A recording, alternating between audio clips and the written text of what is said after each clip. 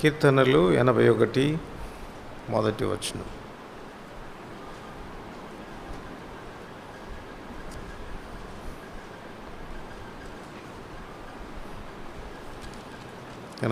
కీర్తన మొదటి వచనం. మనకు బలమైన దేవునికి ఆనందగానం చేయుడి, యాకోబు దేవుని బట్టి ఉత్సాహధ్వని చేయుడి. అట్లాగనే నెహెమ్యా గ్రంథం 4వ అధ్యాయం. నెహెమ్యా గ్రంథం 4వ అధ్యాయం 10వ వచనం. నెహెమ్యా గ్రంథం 4వ అధ్యాయం 10వ వచనం. అప్పుడు యూదా వారు బరువులు మోయేవారి బలం తగ్గిపోయిను, ఉన్న చెత్త విస్తారము గోడ కట్టలేమని చెప్పగా.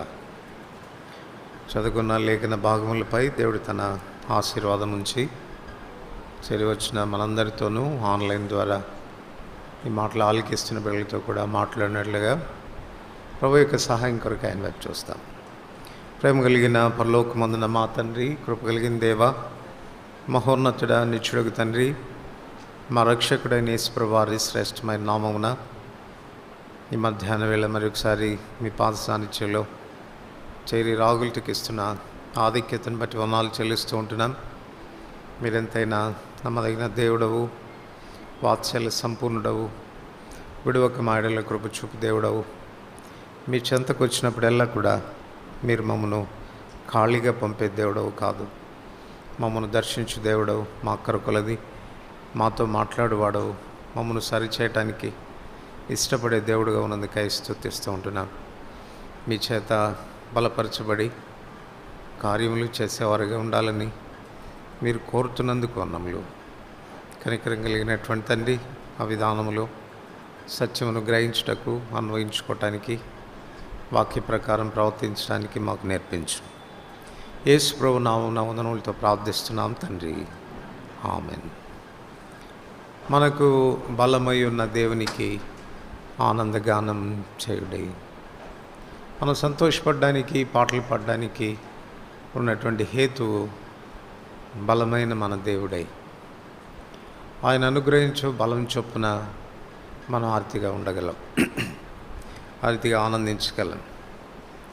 బలమైన దేవుడు, సర్వశక్తి గల దేవుడు మనకుండగా మన అవసరతల్లో మనం బలపరచబడకపోవటం మన దురదృష్టం అనే చెప్పాలి. ఆయన అందుబాటులో ఉన్నాడు, బలపరచడానికి ఇష్టపడేటువంటి వాడుగా ఉన్నాడు కనుక అన్ని పరిస్థితుల్లో ఆయనను ఆశ్రయించడం ద్వారా మనం బలపరచబడేదానికి ఆస్కారం అనేది ఉంది. ఈ సందర్భం మనం గమనించి చూసినట్లయితే యెరూషలేము ప్రాకారాలు తిరిగి కట్టబడి దిట్టపరచబడేటువంటి సందర్భంలో నెహెమ్యా తక్కిన యూదులు తనతో కలిసి పనిచేస్తున్నటువంటి సందర్భంలో వారికి కలిగిన ఆటంకాన్ని బట్టి వారు మాట్లాడుతూ వచ్చిన మాట ఇది. 4వ అధ్యాయం 10వ వచనంలో, అప్పుడు యూదా వారు బరువులు మోయేవారి బలం తగ్గిపోయాను, ఉన్న చెత్త విస్తారము గోడ కట్టలేమని చెప్పగా. ఆరంభం నుండే వారికి శత్రుత్వం అనేది ఉంది. ఈ కార్యాలని చేసి దాని విషయంలో ఎదిరించేవారు ఉన్నారు. 2వ అధ్యాయంలోనే మనం చూస్తాము 19వ వచనంలో, హోరేనీయుడైన సన్బల్లటు, అమ్మోనీయుడైన దాసుడగు టోబియాను వారును, అరబీయుడైన గెషమును మాట విన్నప్పుడు మమ్మను హేళన చేసి మా పని తృణీకరించి, మీరు చేయి పని ఏమిటి, రాజు మీద తిరుగుబాటు చేదిరా అని చెప్పి. ఆ పరిస్థితుల్లో కూడా నెహెమ్యా గట్టిగా నిలబడ్డాడు. 20వ వచనంలో, అందుకు నేను ఆకాశమందు నివాసి అయిన దేవుడు తానే మా యత్నములు సఫలం చేయను గనక ఆయన దాసులమైన మేము కట్టుటకు పూనుకొనుచున్నాం. యెరూషలేము ముందు మీకు భాగమైనను స్వతంత్రమైనను జ్ఞాప సూచన అయినను లేదని ప్రత్యుత్తరం ఇచ్చాను. సో ఈ విధానంలో బహుధైర్యంగా, ఒకవైపు ఎదిరింపులు ఉన్నప్పటికీ కూడా చాలా చక్కగా కార్యాన్ని ప్రారంభించారు, గోడ కట్టడం ప్రారంభించారు. ఆ తర్వాత మనం 4వ అధ్యాయంలోనికి వస్తే మొదటి 4 వచనాల్లో వాళ్ళు ఎగతాళిని, తిరస్కారాన్ని ఎదుర్కొంటూ వచ్చినారు, హేళన చేస్తూ వచ్చారు వారిని. అట్టి పరిస్థితుల్లో కూడా 5వ వచనం 6వ వచనం, అయినను పని చేయుటకు జనులకు మనసు కలిగి ఉండని గనక మేము గోడను కట్టుచుంటిమి, అది సగము ఎత్తు కట్టుబడి ఉండెను. సో ప్రాసెస్ అనేది కొనసాగుతూనే వచ్చింది. వాళ్ళని భయపెట్టిన, హేళన చేసిన, ఎగతాళి చేసిన, నిరుత్సాహపరిచిన వారు ఆ పనిని కొనసాగిస్తూ వచ్చినారు. అయితే అది ఎక్కువ కాలం కొనసాగలేదు. ఆ తర్వాత గమనిస్తే 10వ వచనంలోకి వచ్చేసరికి, అప్పుడు యూదావారు బరువులు మోయేవారి బలం తగ్గిపోయాను, ఉన్న చెత్త విస్తారము కనుక గోడను కట్టలేము అని చెప్పి ఎంతో ధైర్యంతో మేము కడతాము, మా దేవుడు మా యత్నాలు సఫలం చేస్తాడు, మాకు బలం ఇస్తాడు, మాకు ఆయన దోహదపడతాడు, కనుక మీరు ఏం చెప్పినా మేము గోడను కడతాము అన్నటువంటి దృక్పథంతో కార్యాన్ని ప్రారంభించిన వారు ఒక చోటుకు వచ్చేసరికి నిరుత్సాహపడుతున్నారు, కట్టలేము అన్నటువంటి నిరుత్సాహానికి వస్తున్నారు. బలము తగ్గిపోయాను. ఏ బలాన్ని గురించి? శారీరక బలమేనని నేను అనుకోను. శారీరక బలం ఏం తగ్గలేదు, కానీ మానసికంగా వాళ్ళు కృంగిపోయినారు. మానసికంగా వారు కృంగిపోయినారు. ఇక్కడ బలము లేక బలహీనత అంటే ఒక మాటలో చెప్పుకోవాలంటే వారికి ఏర్పడిన నిరుత్సాహము అని చెప్పవచ్చు. సాతాను యొక్క అంబుల పొదిలో ఉన్న శ్రేష్టమైనటువంటి ఆయుధం ఏదనంటే నిరుత్సాహమే. వన్స్ ఒకసారి వాడు మనల్ని డిస్కరేజ్ చేశాడు అనంటే, నిరుత్సాహపరిచాడు అనంటే దేనికి పనికిరాము. ఇక సామెతల గ్రంథకర్త అదే రాస్తాడు, శ్రమ దినమున నీవు కృంగిన ఎడలా నువ్వు చేతకాని వాడవుతావు, దేనికి పనికిరాము. కనుక ఇక్కడ యూదావారు ఎవరో చెప్తున్న మాటలు కాదు. ఎవరు చెప్తున్నారు? యూదావారు. యూదావారు అంటే ఎవరు వాళ్ళు? ఎలాంటి వాళ్ళు? ఆదికాండం 49వ అధ్యాయం వారి తండ్రి వారిని ఆశీర్వదిస్తూ వారిని గురించి చెప్పినటువంటి మాటలు వినండి. ఆదికాండం 49వ అధ్యాయం 8వ వచనం నుండి, యూదా, నీ సహోదరులు నిన్ను స్తుతించెదరు, నీ చెయ్యి నీ శత్రువుల మెడ మీద ఉండును, నీ తండ్రి కుమారులను ఎదుట సాగిలపడుదురు. యూదా కొదమ సింహం, నా కుమారుడా, నీవు పట్టిన దాన్ని తిని వచ్చితివి. సింహము వలెను, గర్జించు ఆడు సింహం వలెను అతడు కాళ్ళు ముడుచుకొని పండుకొనేను. అతన్ని లేపువాడేవాడు. షిలోహు వచ్చే వరకు యూదా యొద్ద నుండి దండం తొలగదు, అతని కాళ్ళ మధ్య నుండి రాజదండం తొలగదు. ప్రజలు అతనికి విధేయులయుందురు. ద్రాక్షవల్లికి తన గాడిదను, ఉత్తమ ద్రాక్షవల్లికి తన గాడిద పిల్లను కట్టి, ద్రాక్షారసంలో తన బట్టలను, ద్రాక్షల రక్తంలో తన వస్త్రమును ఉదుకును. అతని కన్నులు ద్రాక్షారసం చేత ఎర్రగాను, అతని పళ్ళు పాల చేత తెల్లగాను ఉండును. సో ఈ డిస్క్రిప్షన్ మనం చూస్తే యూదా ప్రజలు ఎంత శక్తిమంతులో, ఎంత బలం కలిగినటువంటి వారో మనకు అర్థమవుతుంది. వాళ్ళు చెప్పాలంటే వాళ్ళు సింహము లాంటి వాళ్ళంట. వాళ్ళని లేపగలిగిన వాడేవాడు, వాళ్ళని తట్టుకోగలిగిన వాడేవాడు అన్నట్టుగా తండ్రి యూదాను ఆశీర్వదించాడు. ఇప్పుడు అట్లాంటి బలిష్ఠులైనటువంటి వారే చెప్తున్నటువంటి మాట ఏంటంటే, బరువులు మోయే వారి బలం ఏమైపోయింది? తగ్గిపోయింది, ఇంకా మేము పని చేయలేము. దీన్ని బట్టి మనకు అర్థమయ్యే విషయం ఏంటంటే, ఆత్మీయంగా ఎంత బలిష్ఠులమైనా, ఎంత బలవంతులమైనా, సింహం లాంటి వాళ్ళమైనా, శత్రువు మనల్ని ఏదో ఒక కోణంలో, ఏదో ఒక విధానంలో, నయానో భయానో మనల్ని వంచి నిరుత్సాహపరిచేదానికి వాడు ప్రయత్నం చేస్తాడు. మొదట మీరు చేయలేరు, మీరు నిర్బలులు అని చెప్పారు. ఆ తర్వాత వాళ్ళని హేళన చేశారు. ఆ తర్వాత వాళ్ళని తృణీకర భావంతో చూశారు. ఇవన్నీ కాకపోయేసరికి చివరికి 7వ వచనంలోకి వచ్చేసరికి చదవండి. నెహెమ్యా గ్రంథం 4వ అధ్యాయం 7వ వచనం, సన్బల్లుటును, టోబియాయు, అరబీయులు, అమ్మోనీయులు, అష్టోదీయులు యెరూషలేము యొక్క గోడలు కట్టబడిననియు బీటలన్నీ కప్పబడినని విన్నప్పుడు మిగుల కోపపడి యెరూషలేము మీదికి యుద్ధమునకు వచ్చి పని ఆటంకపరచవాలని వారందరూ కట్టుకట్టి మమ్మను కలతపరచగా. సో వారందరూ కూడా కట్టుకట్టి కలతపరిచారంట. ఈ మాటలు మనం గమనిస్తే మీరు ఒకవేళ మ్యాప్లో చూస్తే మనకు కనపడేటువంటి విషయం ఏంటంటే, ఈ జనాంగాలన్నీ కూడా ఇశ్రాయేల్ దేశానికి తూర్పు, పడమర, ఉత్తర, దక్షిణ ప్రాంతాల్లో ఉన్నటువంటి ప్రజలుగా మనం చూడవచ్చు. ఉదాహరణకు మనం ఆలోచిస్తే తూర్పు వైపున 3వ వచనంలో చెప్పబడిన అమ్మోనీయుడైన టోబియా, అమ్మోనీయులు వారు తూర్పు వైపున ఇశ్రాయేల్ దేశానికి ఉంటారు. ఆ తర్వాత పడమరలో తీసుకుంటే ఫిలిస్తీన్లు, అష్టోదు వారు. అష్టోదు అనేది ఫిలిస్తీన్ల దేశంలో ఒక పట్టణం. సో ఫిలిస్తీన్లు వారు పడమర ఉన్నట్టుగా కనపడుతుంది. తర్వాత మొదటి 2 వచనాల్లో మనం గమనిస్తే, మేము గోడ కట్టుచున్న సమాచారం విని సన్బల్లటు మిగిల కోపగించి రౌద్రుడై యూదులను ఎగతాళి చేసి షోమ్రోను దండువారి ఎదుటను తన స్నేహితుల ఎదుటను ఇట్లా నిన్ను. షోమ్రోను ఇది సమరయుల పట్టణానికి రాజధాని కనుక వీడు సన్బల్లటు అనేటువంటి వాడు షోమ్రోను వాసి. ఈ షోమ్రోన్ అనేటువంటిది ఇది ఇశ్రాయేల్ దేశానికి ఉత్తర భాగాన ఉన్నట్టుగా మనం చూడవచ్చు. ఇక 2వ అధ్యాయం 19వ వచనంలో మనం చదివాము, ఇక్కడ మరొకడు కనపడతాడు, గెషోము అనేటువంటి వాడు. ఈ గెషోము అరబీయుడు. అరబీలు, ఈ గెషోము వీరంతా కూడా దక్షిణ ప్రాంతంలో ఉన్నటువంటి వారు. దీన్ని బట్టి ఇక్కడ లిస్టు చెప్పబడిన దాని ప్రకారం మనం చూస్తే సన్బల్లటు 7వ వచనం, సన్బల్లటు, టోబియా, అరబీయులు, అమ్మోనీయులు, అష్టోదీయులు యెరూషలేము యొక్క గోడలు కట్టబడినని. దీన్ని బట్టి మనం చూస్తే 4 దిశల నుండి 4 వైపుల నుంచి ఉక్కిరి బిక్కిరి అయ్యేటట్టుగా చేశారంట యూదులు. ఎటువైపు యుద్ధానికి వెళ్ళాలి? తూర్పుకి వెళ్ళాలా, పడమరకు వెళ్ళాలా, ఉత్తరానికి వెళ్ళాలా, దక్షిణానికి వెళ్ళాలా?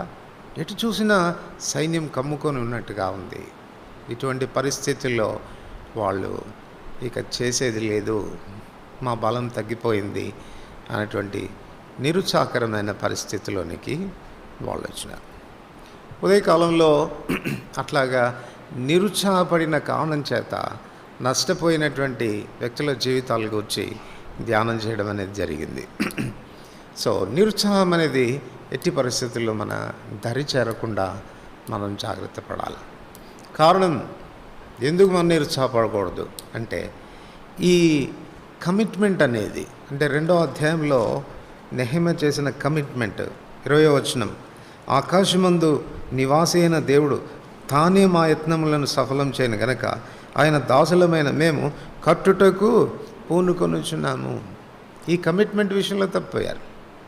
ఆకాశమందలి దేవుడు ఒకడున్నాడు, నివాసి అయిన దేవుడు ఒకడున్నాడు, బలమైన దేవుడు ఆయన, మమ్మను బలపరచగలిగినటువంటి దేవుడు, ఆయన మా యత్నాల్ని సఫలం చేయగలిగిన దేవుడు అని ఎటువంటి మోటివ్తో, కమిట్మెంట్తో ప్రారంభించారో శ్రమ కలిగేసరికి, ఇబ్బందులు కలిగేసరికి దాని నుంచి వారు వైదొలిగిపోయినట్టుగా కనపడుతుంది. ఆత్మీయ జీవితంగా మనం ప్రారంభించినటువంటి మనం శత్రువు పలు విధాలుగా ఏ విధం చేతనైనా ఎగతాళి చేసో, హేళన చేసో, అవమానపరిచో, తృణీకార భావంతో చూసో, లేక చివరికి మన మీద యుద్ధాన్ని ప్రకటించో, ఏదో ఒక విధానంలో నిరుత్సాహం అనేది మనలో కలిగేటట్టుగా చూస్తారు. వన్స్ అది జరిగిందా వాడి చేతిలో మనం ఓడిపోయినట్టే లెక్క.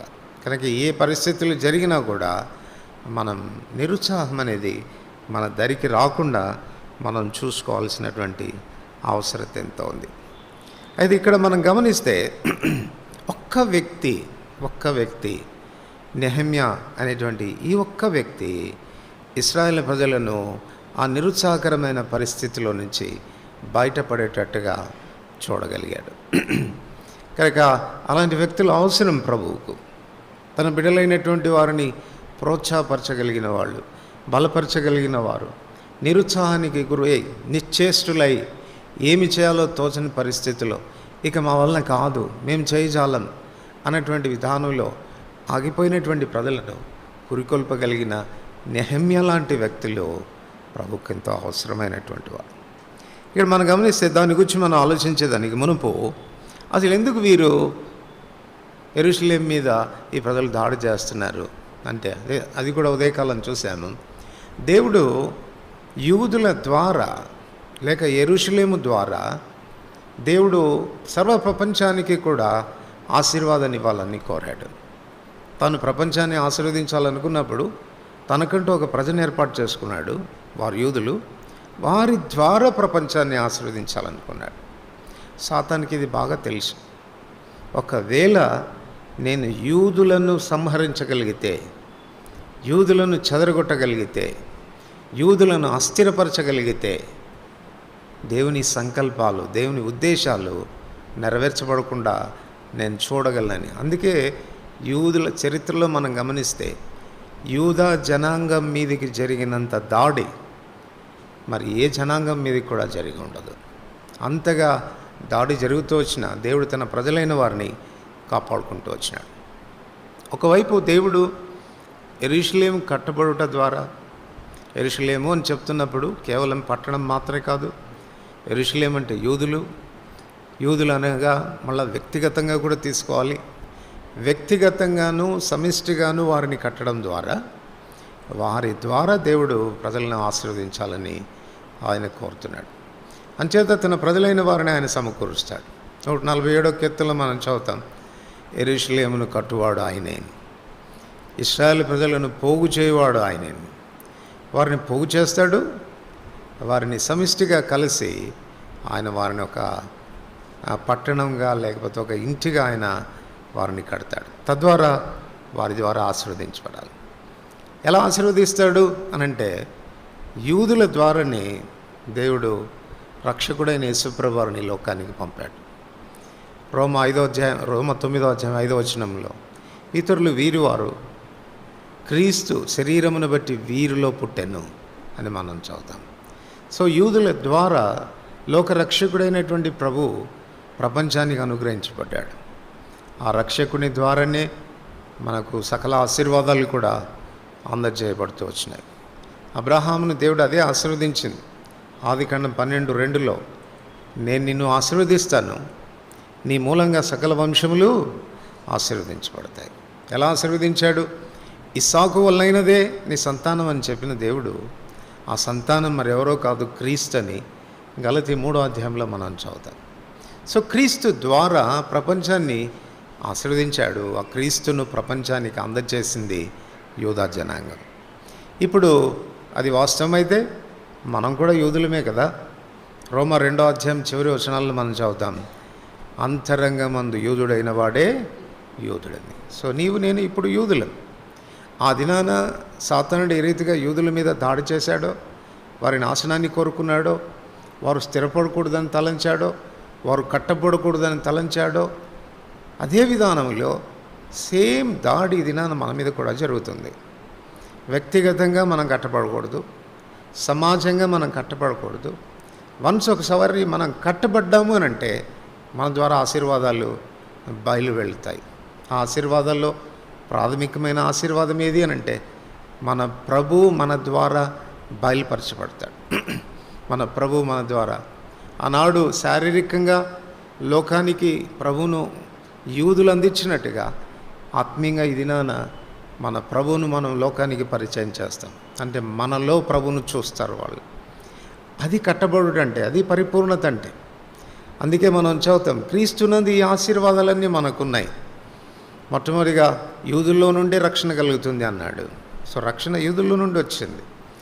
ఆ తర్వాత ఎఫెసీ 1వ అధ్యాయం 3వ వచనంలో మనం చదువుతాం, క్రీస్తునందు పరలోక విషయంలో ఆత్మ సంబంధమైన ప్రతి ఆశీర్వాదం ఆయనలో నుండే వస్తుంది. ఫిలిప్పీలకు రాసిన పత్రిక 4వ అధ్యాయం 19వ వచనంలో మీ ప్రతి అవసరత్వమును తన మహిమైశ్వర్యం క్రీస్తునందు మహిమలో ఆయన తీరుస్తాడని చెప్పండి. క్రీస్తునందు మన ప్రతి అవసరతలు కూడా తీర్చబడతాయి. తర్వాత కొలసి 2వ అధ్యాయం 9-10 వచనాల్లో ఆయన యందు మీరు సంపూర్ణులై ఉన్నారు, ఏలైనగా దైవత్వం యొక్క పరిపూర్ణత శరీరముగా ఆయన యందు వసించింది, ఆయనలో మీరును సంపూర్ణులై ఉన్నారని. అంటే క్రీస్తు ప్రభువులో మనకు ఆయన సారూప్యత కూడా అనుగ్రహించబడుతుంది, ఆయన దైవత్వం కూడా అనుగ్రహించబడుతుంది. సో ఇది సంపూర్ణత అంటే కట్టబడుట. కట్టబడుతున్నప్పుడు, కంప్లీట్గా అవుతున్నప్పుడు, కంప్లీట్ మ్యాన్ అవుతున్నప్పుడు, అప్పుడు మన ద్వారా ఆయన రిఫ్లెక్ట్ అవుతాడు. తద్వారా యేసుక్రీస్తు ప్రభులో ఈనాడు మనం అనుభవిస్తున్న ఆశీర్వాదాలన్నీ కూడా మన ద్వారా లోకం అనుభవిస్తుంది. అది దేవుని యొక్క అంతిమ ఉద్దేశం. అందుచేత సాతానికి ఇది బాగా తెలుసు, మన మీద తన దాడి జరుగుతుంది. వాడి దాడి ఏంటంటే మనం కట్టబడకూడదు. రెండోది మరొక విషయం కూడా ఇక్కడ మనం గమనించవచ్చు. 4వ అధ్యాయంలో ఎందుకు వాడు మన మీద దాడి చేస్తాడనడానికి నెహెమ్యా కారణం చెప్తా ఉన్నాడు. 14వ వచనం చివరి భాగంలో, మీ కుమారుల పక్షంగాను, మీ కుమార్తెల పక్షంగాను, మీ భార్యల పక్షంగాను, మీ నివాసం మీకుండునట్లు యుద్ధం చేయుడి. ఎందుకు యుద్ధం చేయాలంట? మీ నివాసాలు మీకుండున్నట్లు. మీ నివాసం చేసేదానికి మీ నివాసాలు మీకుండున్నట్లుగా మీరు యుద్ధం చేయాలి. అందుకొరకు మీరు ధైర్యం తెచ్చుకోండి, మీ పిల్లలతో మీరు కలిసి యుద్ధానికి సిద్ధపడండి అని నెహెమ్యా వారిని ప్రోత్సహిస్తున్నట్లుగా మనం చూస్తాం. మన నివాసాలు మనకు ఉండడము అంటే ఏం చెప్పుకోవచ్చు? మన నివాసం ఏది? 90వ కీర్తన 1వ వచనంలో చెప్తాడు కదా, ప్రభువా తరతరముల నుండి మాకు నివాస స్థలము నీవే. అంటే ఒక మామూలుగా చెప్పుకోవాలంటే నివాస స్థలం మనకు లేకపోవడము అని అంటే అర్థం ఏంటంటే మన ప్రభువుకు మనం దూరం అయిపోవటమే. సో అపవాది యొక్క అల్టిమేట్ గోల్ ఏంటంటే ప్రభు సన్నిధిని మనం పోగొట్టుకోవాలి, ప్రభుకు మనం దూరం అయిపోవాలి, ప్రభు ఉద్దేశాలు మన ద్వారా ఏమాత్రం నెరవేర్చబడకూడదు. అది వాడు కోరుతాడు. సో ఈ ఉద్దేశానుసారంగా వాడు దాడి చేస్తాడు. ఆ దాడి చేసేటువంటి ప్రక్రియలో మనల్ని వాడు ఎలా ఓడించగలడు అంటే నిరుత్సాహపరచుట ద్వారా. అంచేతనే మనం జాగ్రత్త పడాలి. పరిస్థితులు ఏమైనా, ఒత్తిడులు ఎన్ని అయినా, నలుదిశలా నిన్ను చుట్టుముట్టి ఉక్కిరి బిక్కిరి చేస్తూ ఉన్నా, ఏం చేయాలో తోచని పరిస్థితులు ఉన్నా ఏమాత్రం అధైర్యపడవద్దు. ఎంచేత మనకు బలమై ఉన్న దేవునికి ఆనందగానం చేయండి. ఆయన ఉన్నాడు, ఆయన మారలేదు, ఆయన మార్పు చెందలేదు. ఆ దినాన ఉన్న దేవుడు నేడు కూడా ఉన్నాడు. తప్పక ఆయన మనకు సహాయపడేటువంటి వాడుగా ఉంటాడు. అయితే ఇప్పుడు నెహెమ్యా ఎట్లా ప్రజల్ని తాను ప్రోత్సాహపరచగలిగాడు అనేటువంటి విషయాలు మనం ఆలోచన చేస్తే, మొట్టమొదటిగా మనం గమనిస్తే 4వ వచనం అందరు కలిసి చదువుతాం. నెహెమ్యా గ్రంథం 4వ అధ్యాయం 4వ వచనం. మా దేవ ఆలకించుము, మేము తిరస్కారం నొందిన వారం, వారి నింద వారి తలల మీదకి వచ్చినట్లు చేసి, వారు చెరపట్టబడిన వారై వారు నివసించు దేశంలోనే వారిని దోపునకు అప్పగింపము. 9వ వచనం. మేము మా దేవునికి ప్రార్థన చేసి వారి భయం చేత రాత్రింబగళ్ళు కావలి ఉంచితిమి. మా దేవునికి మేము ప్రార్థన చేసి రాత్రింబగళ్ళు కావలి ఉంచితిమి. సో ఈ వచనాలను బట్టి మనకు అర్థమయ్యేటువంటి విషయం ఏంటంటే నెహెమ్యా దేవుని మీద ఆధారపడ్డాడు. సమస్య ఎంత ఉధృతమైన, ఎంత కష్టమైనటువంటి పరిస్థితి అయినా మన సమస్యలకు పరిష్కారం అనేది దేన్ని బట్టి కలుగుతుంది అని అంటే ప్రార్థన ద్వారా. సో మొట్టమొదటిగా నువ్వు ఏమీ చేయక పూర్వం, నీ సమస్యకు పరిష్కారం కొరకై ఎటువైపు చూడక పూర్వం ప్రభు వైపు చూడడం ఒకవేళ మనం నేర్చుకోగలిగితే నిశ్చయంగా ప్రభు మన ప్రతి సమస్య నుండి ఆయన బయటపడేటట్టుగా చేస్తాడు. దావీదు చెప్తాడు కదా 34వ కీర్తన 4వ వచనంలో, నేను యెహోవా యొద్ద విచారణ చేయగా ఆయన నాకు కలిగిన భయములన్నిటిలో నుండి నన్ను విడిపించాడు. 5వ వచనంలో చెప్తాడు, వారు ఆయన తట్టు చూడగా వారికి వెలుగు కలిగాను, వారి ముఖంలో ఎన్నడూ లజ్జింపకపోను. రిబ్కా చాలా కాలంగా గొడ్రాలుగా ఉన్నింది. తర్వాత ప్రభు దర్శించి తనకు బిడ్డలనిచ్చాడు. కవలలు తనకు కలిగారు. అయితే ఆ కవలలు మహాతుంటరులు, వాళ్ళు కడుపులోనే పొట్లాడుకుంటా ఉన్నారంట, తన్నుకుంటా ఉన్నారంట. రిబ్కాకి ఎంత భయం వేసిందంటే, ఓరే నాయన వీరు కడుపులోనే కొట్లాడుకుంటా ఉంటే బయటకు వస్తే ఎంత దుర్మార్గులుగా ఉంటారో, అయితే ఇట్లాంటి పిల్లలు నాకెందుకు, దీనికంటే చావడమే ఉత్తమం అనిపించిందంట. అంత బాధ అయిందంట తనకి. అయినా తాను అసలు ఈ విషయం ఏంటి తెలుసుకుందామని దేవుని మందిరానికి వెళ్ళింది, ప్రార్థన చేసింది. అప్పుడు ప్రభు సంగతిని బయలుపరిచినట్లుగా మనం చూస్తాం. నీ సమస్య ఏదైనా కావచ్చు, నిన్ను కలవరపెట్టే పరిస్థితి ఏదైనా కావచ్చు, చేయాల్సిన ప్రాథమికమైనటువంటి పని ఏంటంటే ప్రభు సన్నిధికి వెళ్ళి ప్రార్థన చేయడం. 73వ కీర్తనలో ఆసాపు కూడా చాలా మత్సరపడ్డాడు. దుష్టులు వర్ధిల్లడం, వారు క్షేమంగా ఉండడం, ఈయనేమో ప్రతిదినం చేతులు కడుక్కొని నిర్మలంగా నీతిగా ఉంటే ప్రతిరోజు శిక్ష రావటం తనకు చాలా అభ్యంతర కారణంగా ఉంది. కొంతకాలం తాను వ్యసనపడిన తర్వాత ఒకరోజు జ్ఞాపకం వచ్చింది, అయినా లాభం లేదు, ఈ విషయం నేను తెలుసుకోవాల్సిందే అని అనుకున్నప్పుడు దేవుని ఇంటికి వెళ్ళాడు. అక్కడ దేవునికి ప్రార్థన చేస్తే అప్పుడు దేవుడు తనకు బయలుపరిచాడు. అప్పుడు అంటాడు, నిశ్చయంగా నువ్వు వారిని కాలు జారు చోటునే ఉంచి ఉన్నావు. ప్రభా, నాకైతే ఎంత క్షేమస్థితి ఇచ్చావు, నువ్వు నా ఆలోచనకర్తవయ్యా, ఆలోచనలు చెప్పి అనిపిస్తావు, తర్వాత మహిమలో నన్ను చేర్చుకుంటావు, బుద్ధిహీనుడినై పశుప్రాయుడినై ఈ మాటలన్నీ మాట్లాడానయ్యా, నన్ను క్షమించు అని అంటాడు. సో వీటన్నిటి ద్వారా మనకు అర్థమయ్యేటువంటి విషయం ఏంటంటే ప్రార్థన సమస్య పరిష్కారానికి మూలం ప్రార్థన. సో నెహెమ్యా చేసిన పని అది. యూదావారు లాంటి వాళ్ళు, సింహం లాంటి వాళ్ళే, వాళ్ళు నిరుత్సాహపడిపోయి కృంగిపోయి ఇంక మనం పని చేయలేము అని చెప్తున్నటువంటి పరిస్థితుల్లో ప్రభు మీద ఆధారపడి ప్రార్థనలో ఆయన వైపు చూడడం ద్వారా తాను జవాబు పొందాడు. మత్తయి సువార్త 26:41 అదే కదా ప్రభు చెప్పేది, మీరు శోధనలో ప్రవేశించకుండానట్లు మెలకువగా ఉండి ప్రార్థన చేయండి. సో హెబ్రీయులకు రాసిన పత్రిక 6వ అధ్యాయంలో కూడా 16 నుండి 18 వచనాల్లో మనం చదువుతాం, శరణాగతులమైన మనకు బలమైన ధైర్యం కలుగునట్లు ఆయన వాగ్దానాలు చేసి దృఢపరిచి స్థిరపరిచాడు. ఇవి మన ఆత్మకు లంగరులాగా ఉన్నాయి. ఇంక నేను కొట్టుకుని పోతానేమో, నా వల్ల కాదు, నేను బ్రతుకుతానన్న ఆశ లేదు అన్న పరిస్థితుల్లో మనల్ని నిలబెట్టగలిగింది ఆయన వాగ్దానాలు. మరి ఆ వాగ్దానాల్ని ఎట్లా మనం క్లెయిమ్ చేసుకోవాలి అంటే ప్రార్థన ద్వారా. కీర్తన 50:15లో మనం చదువుతాం కదా, నాకు మొరపెట్టుము ఆపత్కాలమందు నీవు నన్ను గురించి మొరపెట్టుము, నేను నీకు ఉత్తరం ఇస్తాను, నేను నిన్ను విడిపిస్తాను, నీవు నన్ను మహింపరుస్తాను. అది ప్రభు చెప్పింది. ఆ కారణం చేత ఆపద మనల్ని కృంగిపోయేటట్టు చేయకూడదు. ఇంకో మాటలో చెప్పాలంటే నీతిమంతునికి కలుగు ఆపదలు అనేకములు. చాలా ఆపదలు గుండా మనం వెళ్ళాల్సిందే. ఆపద నీకు రాదు, నువ్వు క్షేమంగా ఉంటావు, భద్రంగా ఉంటావు, నీకు నెమ్మది. యేసుప్రభువు నమ్ముకుంటే ఇంకా నీకు పూలపాన్పే అని గాన ఎవరన్నా నీకు చెప్పారంటే అది తప్పుడు బోధ అని అర్థం చేసుకోండి. యేసుప్రభు ఎప్పుడు అలా చెప్పలే. యేసుప్రభు అన్నది ఏంటంటే లోకంలో మీకు శ్రమ కలుగును, ఆయనను ధైర్యం తెచ్చుకోండి, నేను లోకాన్ని జయించాను, నేనున్నాను మీ పక్షంగా, లోకాన్ని జయించిన వాడిని. ఆ భయం ఇచ్చాడే కానీ ఆపద రాదు అని ఆయన మనకు అభయం ఇవ్వలేదు.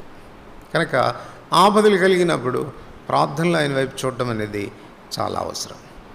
ఆత్మ సంబంధమైనటువంటి యుద్ధోపకరణాల గురించి అపోస్తలుడైనటువంటి పౌలు ఎఫెసీ 6వ అధ్యాయంలో రాస్తున్నప్పుడు చివరిలో ఈ మాటలు కూడా రాశాడు కదా. ఎఫెసీయులకు రాసిన పత్రిక 6వ అధ్యాయం, ఎఫెసీయులకు రాసిన పత్రిక 6వ అధ్యాయం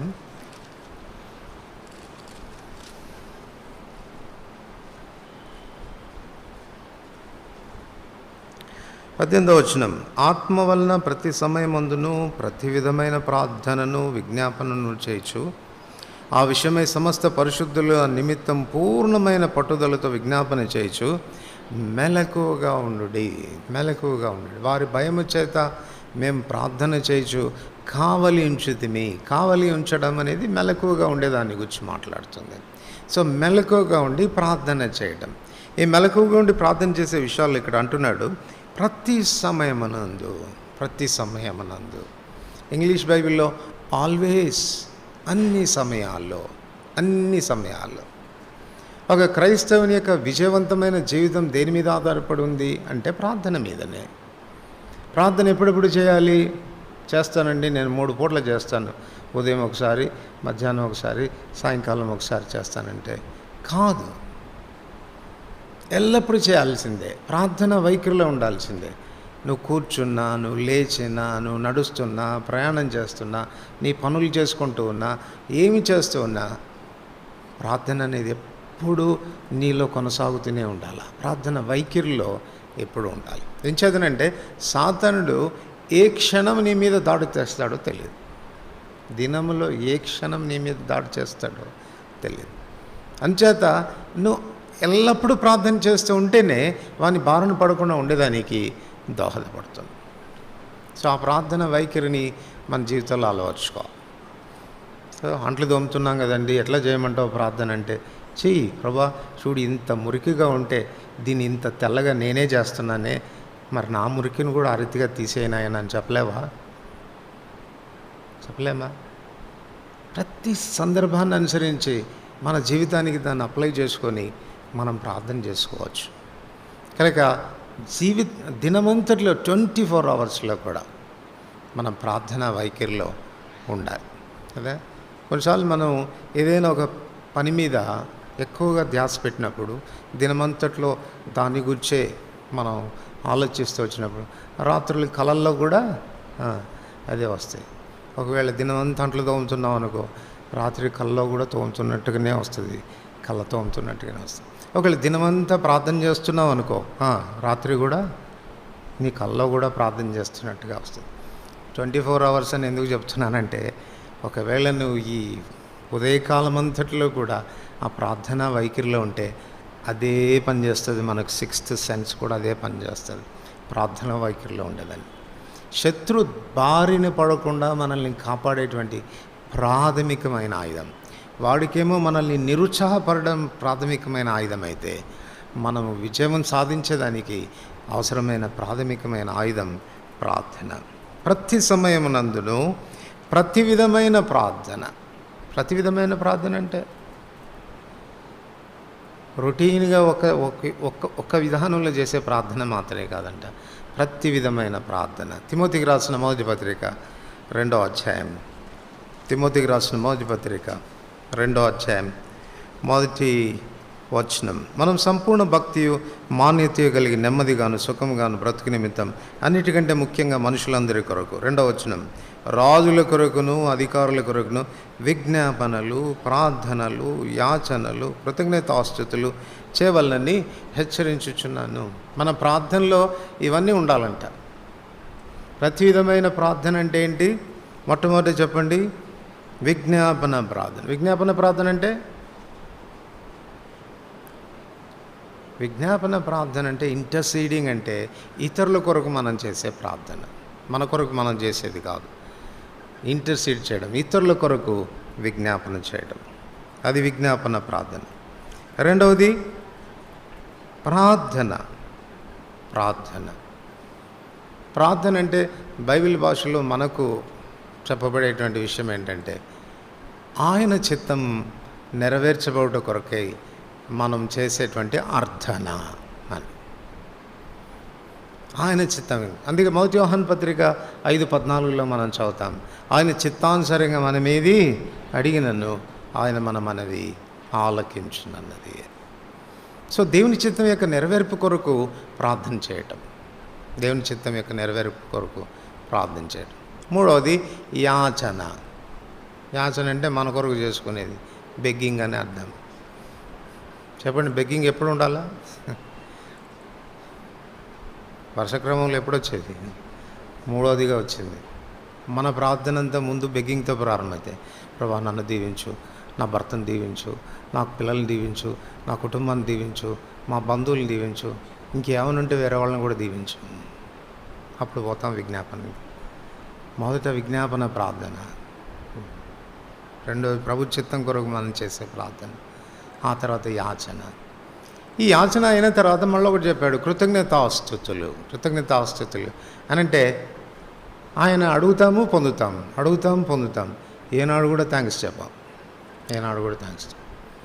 మామూలుగా అయితే మంచి నీళ్ళు ఎవరు ఇచ్చినా కూడా థ్యాంక్ యూ అంటాం. ఎందుకంటే ఊత పదమైంది, నేర్చుకున్నాం. అంతేగాని నిజంగా కృతజ్ఞతా భావంతో వచ్చేది కాదనుకుంటాను నేను కదా. ఊత పదం అయిపోయింది, థ్యాంక్స్ అండి అంటాం. అలా కాదు, ప్రార్థన ద్వారా మనం పొందినటువంటి ప్రతి ఆశీర్వాదానికి గ్రాటిట్యూడ్ ఉండాలి, కృతజ్ఞత భావం ఉండాలి. ప్రభా, ఏ పాటి దాన్నయ్యా, ఏ పాటి వాడినయ్యా, కనికరించావయ్యా, ఇది నీ కృపయ్యా, లేకపోతే నేను పొందుండేవాడిని కాదయ్యా అని చెప్పడం కృతజ్ఞత. సో పౌలు ఏం జ్ఞాపకం చేస్తున్నాడంటే, ప్రతి సమయంలో ప్రార్థన చేయి, ప్రతి విధమైన ప్రార్థన చేయి. ఆ తర్వాత అదే వచనంలో చెప్తాడు, ఆత్మ వలన అంటున్నాడు. ప్రార్థన దేంతో చేయాలంట? ఆత్మ వలన చేయాలి. ఎందుకు ఆత్మ వలన చేయాలి? రోమా 8:26-27 వచనాల్లో చెప్తాడు, ప్రార్థన మనం ఎలా చేయాలనో మనకు తెలియదు, ఉచ్చరింప శక్యంగాని మూలుగులతో ఆత్మ తానే మన పక్షంగా విజ్ఞాపన చేస్తాడు. ఎలా చేయాలో తెలియదు, దేని కొరకు చేయాలో కూడా తెలియదు మనకు. 1 కొరింథీ 2:11 వచనంలో చెప్తాడు, ఆత్మైన దేవుని మనసు ఎరిగినవాడు. అందుచేత ఆయన మనసులో ఏముందో అది తెలుసుకొని ప్రార్థన చేయాలి. అది నిజమైనటువంటి ప్రార్థన అంటే. వాచ్మెన్ గారు రాశాడు పుస్తకంలో, మన దేవుడు ఎలాంటి వాడంటే ఆయన మనసులో ఉన్నది ఎవరికి చెప్పడంట. ఆయన మనసులో ఉన్నది ఎవరికి చెప్పడంట. ప్రార్థన అంటే ఏంటంటే ఆయన మనసులో ఏమనుకుంటున్నాడో తెలుసుకొని అది అడగాలంట. మరి అది ఎవరు చెప్తారు మనకు అంటే, అందుకే పంపాడు పరిశుద్ధాత్మలో. ఆయనకు తెలుసు, ఆయన మనసు ఏంటో తెలుసు, ఆయన భారం ఏంటో తెలుసు, ఏం ఆలోచిస్తున్నాడో తెలుసు, ఆయన ఇష్టాలేంటో తెలుసు, ఆ ఇష్టాలేంటో తెలుసు. అందువలన పరిశుద్ధాత్మ దేవుడు మనకు దోహదపడకపోతే ఆయన చిత్తానుసారంగా మనం ప్రార్థన చేయడం అనేది మన చేత కాదు. కనుక విజయవంతమైన జీవితం ప్రార్థన మీదనే ఆధారపడింది. శ్రేష్టమైన ఆయుధం అది. నెహెమ్యా తీసుకున్నటువంటి మొట్టమొదటి ఆయుధం. ప్రభువా, తిరస్కారం వచ్చింది, మాకు అవమానం వచ్చింది, హేళన వచ్చింది, ఇదిగో ఇన్ని జనాంగాల వారు నఖముఖాల మమ్మల్ని ముట్టడిస్తూ ఉన్నారు, ఏం చేయాలో మాకు తోచడం లేదు, ప్రభువా మాకు సహాయపడదు. సో నెహెమ్యా యొక్క ప్రార్థన వారు విజయాన్ని సాధించడానికి మొదటిగా దోహదపడింది అని చెప్పవచ్చు. రెండవది నెహెమ్యా గ్రంథం 4వ అధ్యాయం 13వ వచనం. నెహెమ్యా గ్రంథం 4వ అధ్యాయం 13వ వచనం. అందునిమిత్తము గోడ వెనకనున్న దిగువ స్థలంలోను పైనున్న స్థలంలోను జనులను వారి వారి కుటుంబముల ప్రకారంగా వారి కత్తులతోనూ వారి ఈటలతోనూ వారి విండ్లతోనూ నిలిపి తిని.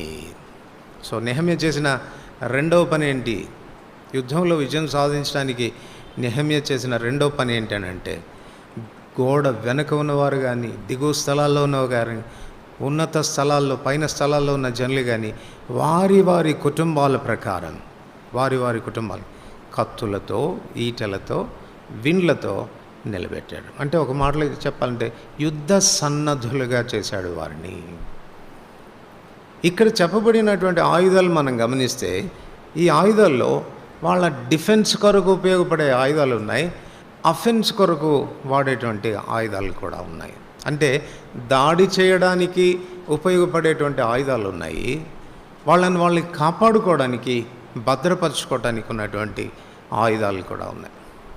కనుక ఈ రెండు ఉండాలి మనకు. ఏది తక్కువైనా కూడా సాతానుకు మనం చోటిచ్చినటువంటి వాళ్ళం అవుతాం. ఏది తక్కువైనా కూడా అపవాదికి చోటిచ్చినట్టు ఆ స్థానాల్లో వాడు బాణాలు వేయడం ప్రారంభిస్తాం. అంచేతనే ఎఫెసీ 6వ అధ్యాయంలో మనం చదువుతాం, దేవుడిచ్చు సర్వాంగ కవచం ధరించుకోవాలి. దేవుడిచ్చేటువంటి సర్వాంగ కవచం ధరించుకోవాలి. ఈ సర్వాంగ కవచంలో మొట్టమొదటిది ఎఫెసీ 6వ అధ్యాయం 14వ వచనం ప్రకారంగా సత్యమను దట్టి. దేవుని ప్రజలమైనటువంటి మన యొక్క విజయం అనేది దేని మీద ఆధారపడి ఉందంటే యథార్థత మీద ఆధారపడు. ఎంత అబద్ధాలు ఆడకుండా ఉంటామో అంత విజయవంతమైన జీవితం మనకు ఉంటుంది. దేవుని ప్రజలమైన మనం అది అభ్యాసం చేయాలి. మనకున్న నైజం ఏంటంటే, మన పాత తండ్రి ఎప్పుడు మన జ్ఞాపకంలో నుండే ఉంటాడు. వాడు అబద్ధికుడు, అబద్ధములకు జనకు. ఆయనకి పుట్టిన వాళ్ళం కదా ఒకప్పుడు, కనుక అది పోనే పోదు మనలో నుంచి. అప్పుడప్పుడు మళ్ళీ బయటపడుతూ ఉంటుంది.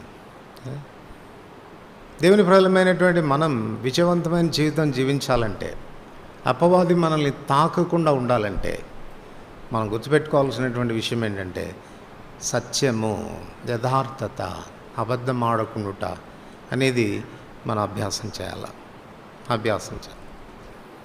ప్రాణం పోయినా సరే అబద్ధం ఆడకూడదు.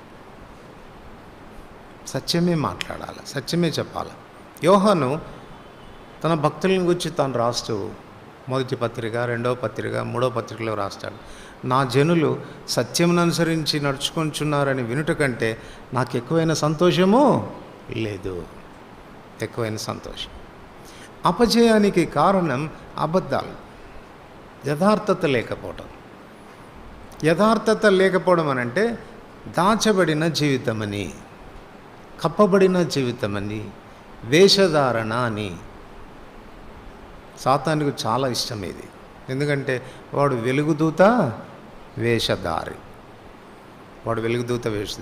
వాడేమంటాడంటే, మరీ ఇంత స్ట్రిక్ట్గా ఉండాల్సిన అవసరం లేదు, నా అలాగుంటే పోదా, చూడు నేను వెలుగుతూ ఉన్నాను, అందరూ ఏమనుకుంటున్నారు, నన్ను దూత అనుకుంటున్నారు, నువ్వు నా అలాగుండు,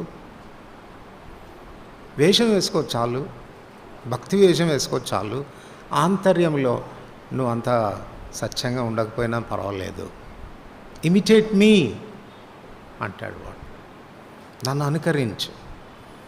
కానీ కీర్తన 51:5 ఏం చదువుతాం మనం? దేవా, నువ్వు అంతరంగమందు సత్యమును కోరువాడు. సత్యం బయటికి కాదు ఉండాల్సింది, అంతరంగంలో ఉండాలి. బయటికి మనం ఏం మాట్లాడుతున్నామో లోపల అదే ఉండాలి. ఈ లోపల ఏం దాచిపెట్టుకున్నావో అదే బయటికి రావాలి. అంతేగాని ద్వంద్వ మనస్కత్వంతో ఉండకూడదు, వేషధారణతో జీవితాలు గడపకూడదు. ఇశ్రాయేలీయుల యొక్క లేక ఆ సైనికుల యొక్క మిగిలిన ఆయుధాలన్నీ కూడా ఈ బెల్ట్కే హ్యాంగ్ అవుతాయి. ఒకవేళ బెల్టే సరిగ్గా లేకపోతే ఆ కత్తి ఎక్కడ పెట్టుకుంటా? సో అందుచేత ఈ సత్యం మీదనే మన క్రైస్తవ జీవితం యొక్క భద్రత అంతా కూడా ఆధారపడింది. ఇఫ్ యు ఆర్ అప్రైట్, నువ్వు యథార్థవంతుడవైతే, మొదటి దినవృత్తాంతంలో 16:9 చెప్తాడు, యథార్థవంతులను బలపరచడానికి యెహోవా కనుదృష్టి లోకమంతటా సంచారం చేస్తాడు. బలమైన దేవుడే అనుమానం లేదు. ఎందుకు నిన్ను బలపరచడం లేదు? ఎందుకు నన్ను బలపరచడం లేదు? ఎందుకు సాతాను చేతిలో ఓడిపోతా ఉన్నాను? బలహీనపడడానికి కారణం ఏంటి అంటే యథార్థత లేకపోవడం. ఎవరిని మోసగిద్దాం? మనలో పాపము లేదని మనం చెప్పుకొని ఎడల మనల్ని మనమే మోసపరుచుకుంటాం, మరియు మనలో సత్యం ఉండదు. Don't deceive your self. నిన్ను మోసపరుచుకోవద్దు, నన్ను నేను మోసపరుచుకోకూడదు. యథార్థతను మనం పాటించేవాళ్ళంగా, అభ్యాసం చేసేవాళ్ళంగా ఉండాలి. యెషయా గ్రంథకర్త రాస్తూ అంటాడు, సత్యము సంత వీధిలో పడిపోయిందంట. అంటే దాని అర్థం ఏంటండి? సత్యము సంత వీధిలో పడిందంట అంటే అర్థం ఏంటి? సంత అంటే ఏంటి? అన్ని రకాలైన సరుకులు, కూరగాయలు అమ్ముతారు కదా. ఒక్కొక్క గ్రామంలో ఒక్కొక్క రోజు సంత జరుగుద్ది. సో అన్నీ అక్కడికి వస్తాయి. మేకలు వస్తాయి, గొర్రెలు వస్తాయి, కోళ్ళు వస్తాయి, నానా రకాలైన కూరగాయలు వస్తాయి. ఇంకా నీకు ఏది కావాలన్నా సంతలో దొరుకుద్ది. అన్నీ కొనుక్కొని పోయారంటే కానీ సత్యాన్ని ఎవడు కొనుక్కోలేదంట, అందుకే సంతలో పడిపోయింది అది. అంటే ప్రజలకు అన్నీ ఇష్టం కానీ ఏమి ఇష్టం లేదు? సత్యం ఇష్టం లేదు. ఎవడు కొనుక్కోవట్లేదు సత్యాన్ని. స్టాక్ బాగుండిపోయింది. ఇది నా ఆశ ఉందా నీకు? యథార్థంగా ఉండాలని, సత్యంగా ఉండాలని. వెనకొకటి బయటకు ఒకటి లోపల ఒకటి మాట్లాడటం లేదు. నేను యథార్థంగా ఉన్నాను, సత్యంగా ఉన్నాను. ధైర్యంగా చెప్పగలవా నీ మనస్సాక్షికి నువ్వు?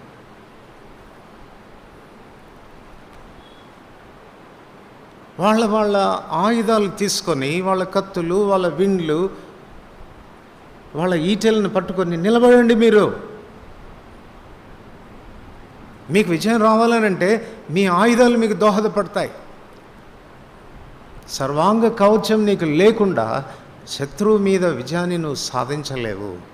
మనం పోరాడునది శరీరులతో కాదు, ఆకాశమండలం అందున దురాత్మల సమూహాలతో పోరాడుతూ ఉన్నాము. వాడితో పోరాడుతున్నప్పుడు వాళ్ళకిలాగా భౌతికంగా మనం కూడా ఒక కత్తో, ఈటో, బల్లెమో, లేకపోతే ఒక విల్లో తెచ్చుకోవడానికి లేదు. ఇప్పుడు మన ఆయుధాలు శరీర సంబంధమైనవి కావు. దేవుని ఎదుట దుర్గములను సైతము పడద్రోయశాలు కలిగినటువంటి బలమైన ఆయుధాలు దేవుడిచ్చాడు. అట్టి ఆయుధంలో మొట్టమొదటి ఆయుధం సత్యం. ఇఫ్ యూఆర్ నాట్ ట్రూ, నువ్వు సత్యవంతుడు కాకపోతే, యథార్థవంతుడు కాకపోతే, గుర్తుపెట్టుకో, సాతానుకు చోటిస్తూ ఉన్నావు. చూడండి, ఎఫెసీయులకు రాసిన పత్రిక 4వ అధ్యాయం. ఎఫెసీయులకు రాసిన పత్రిక 4వ అధ్యాయం 25వ వచనం. అందరు కలిసి చదువుదాం.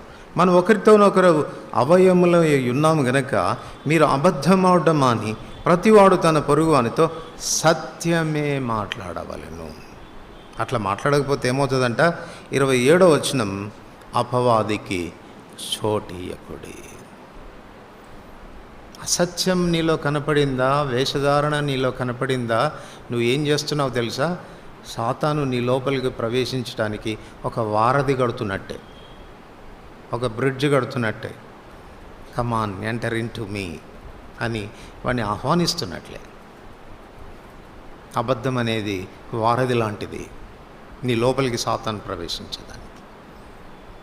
అబద్ధం ఆడకుడి, అపవాదికి చోటు ఇవ్వకుడి. వన్స్ ఒకసారి వాడు లోపలికి ప్రవేశించాడంటే ఏం చేస్తాడు చెప్పండి? టోటల్గా మనల్ని వాడిని యొక్క ఆధీనంలోనికి తీసుకుంటాడు. వాడిని చేతిలో కీలుబొమ్మగా చేస్తాడు. ఇక వాడు ఎప్పుడు ఏది చెప్తే దాని ప్రకారంగా మనం వానికి దాసులమైపోతాం, బానిసలమైపోతాం. సత్యము మిమ్మును స్వతంత్రులుగా చేస్తుంది, కానీ అబద్ధం మిమ్మల్ని దాసులుగా చేస్తుంది. వాడికి లోబడిపోయేటట్టు చేస్తుంది. ఇంకా వాడు నీ ఇష్టం నిన్ను ఎలా వాడుకుంటాడో. కూర్చోమంటే కూర్చుంటావు, లేమంటే లేస్తావు, పరిగెత్తమంటే పరిగెడతావు, మాట్లాడమంటే మాట్లాడతావు, వాళ్ళని తిట్టమంటే తిడతావు, వీళ్ళని తిట్టమంటే తిప్పుతావు, వాడిని గురించి మాట్లాడమంటే మాట్లాడతావు, వీని గురించి మాట్లాడమంటే మాట్లాడతావు. ఇక కంప్లీట్గా నీకేం జీతం ఏం అవసరం లేదు. మా జీతం లేకుండా పనిచేసేవాడిని ఏమంటారండి? దాసుడా, బానిస. సాతానికి బానిసలమైపోతాం. Don't give room to him. అపవాదికి చోటు ఇవ్వద్దు. ఎక్సర్సైజ్ ట్రూత్, సత్యాన్ని అభ్యాసం చేయి. అదే నీకు బలం ఇస్తుంది. నీ నడుమునకు అది దట్టి లాంటిది.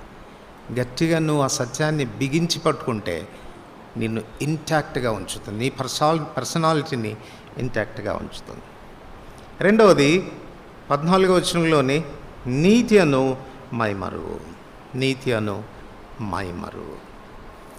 మైమరువు కప్పేది అనేది మైమరువు. ఒకప్పుడు మనం దిగంబరులం, వస్త్రహీనులం. 2 కొరింథీ 5:21 వచనం ప్రకారంగా పాప మెరుగని ఆయనను దేవుడు మన కోసము దేని కొరకు? ఆయన నీతి మనకు ఆరోపింపచేయడానికి. అదే యెషయా 61:10 మనం చదువుతాము, ఆయన నీతి అను పైబట్టను నాకు ధరింపచేశాడు. నీతి అను పైబట్ట నాకు ధరింపచేశాడు. సో ఈ మైమరు 2 ప్రాముఖ్యమైన విషయాల గురించి మాట్లాడుతుంది. ఒకటి, మన గత జీవితాన్ని, అవమానకరమైన గత జీవితాన్ని ఇది కప్పుతుంది. మనల్ని నీతిమంతులుగా చేస్తున్నాడు దేవుడు అని అంటే అర్థం ఏంటంటే, తండ్రి అయిన దేవుడు మనల్ని ఎలా చూస్తాడు అని అంటే, అసలు జీవితంలో నువ్వు ఎన్నడూ ఏ తప్పు చేయలేదు అన్నట్టుగా చూస్తాడట. All your sins are covered. అందుకే 32వ కీర్తన 1వ వచనంలో రాస్తాడు, తన అతిక్రమములకు పరిహారం నొందినవాడు, తన పాపములకు ప్రాయశ్చిత్తం నొందినవాడు ధన్యుడు, యెహోవా చేత నిర్దోషి అని ఎంచబడినవాడు, ఆత్మలో కపటం లేనివాడు ధన్యుడు. సో నిర్దోషులము, ఏ పాపం చేయని వారు. ఒక్కసారి అద్దం ముందు మనం నిలబడి నీ స్వరూపాన్ని నువ్వు చూసుకుంటూ, నీ స్వరూపంతోనే, నీ ఇమేజ్కే నువ్వు చెప్పు ధైర్యంగా, ఒరే నువ్వు ఎప్పుడు పాపం చేయలేదురా అని. వాడే నవ్వుతాడు. ఎవడు? ఆ ప్రతిబింబమే నవ్వుతుంది. ఏమరా మరి ఇంత ఫూలిష్గా చెప్తున్నావు ఏంటి, నువ్వు ఎట్టటోడు అని మన ప్రతిబింబం మనతో మాట్లాడుతుంది కదా. అంటే అలా చెప్పే ధైర్యం మనకు లేదు. కానీ వాస్తవికంగా ప్రభు తన మరణం ద్వారా మన ప్రత్యామ్నాయంగా మన స్థానాన్ని తాను తీసుకోవడం ద్వారా తన నీతిని మనకు ఆరోపింపచేశాడు. తన నీతి అను పైబట్ట చేత మనల్ని కప్పాడు. మన గత జీవితం అంతా కానరాకుండా చేశాడు. అది మొదటిది.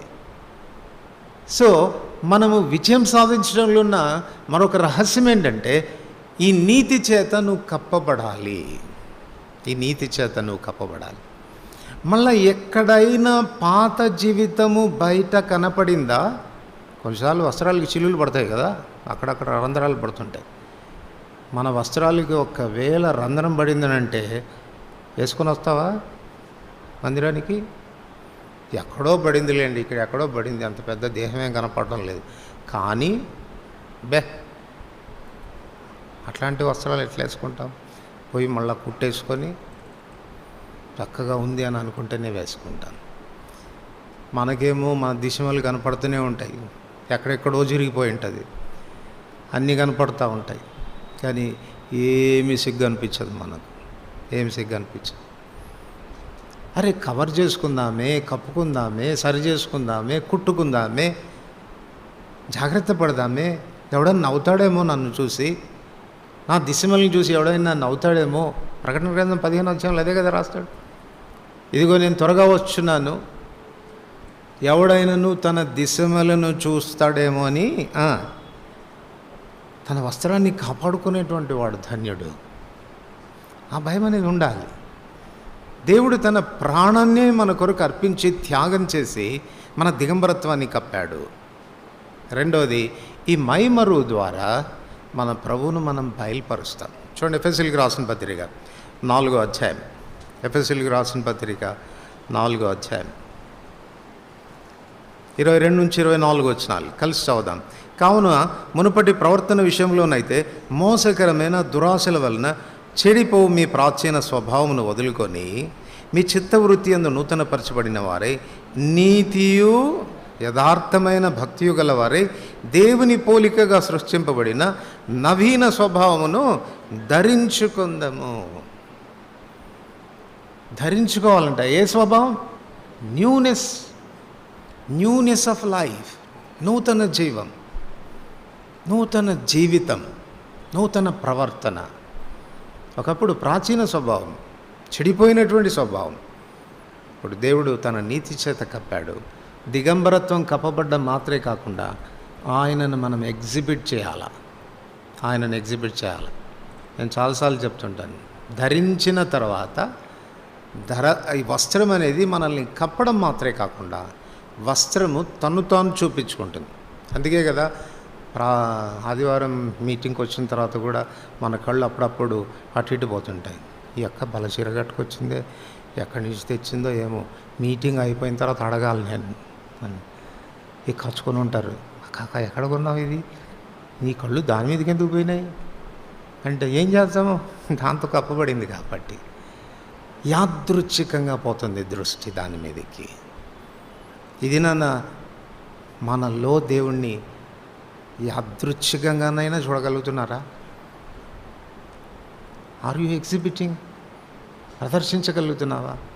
అదే పాత నైజం, అదే పాత స్వభావం, అదే పాత బుద్ధి, అదే రోత స్వభావం మనలో కనపడతా ఉంటే నీతి అనే మైమరు నీకుంది, నీతి చేత కప్పబడ్డావు అన్నదానికి రుజువు ఏంటి?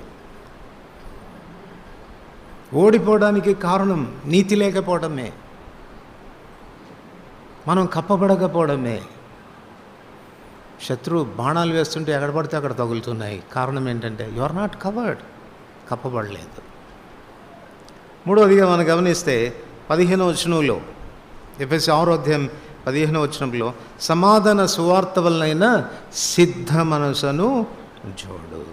సమాధాన సువార్త వలనైనా సిద్ధ మనసును జోడు.